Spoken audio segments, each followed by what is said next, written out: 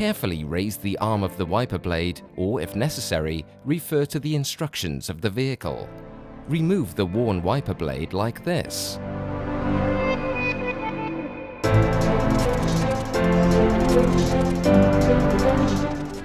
Then connect the new wiper blade like this.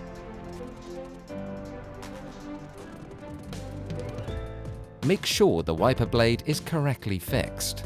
Lay the arm and the wiper blade down on the windscreen.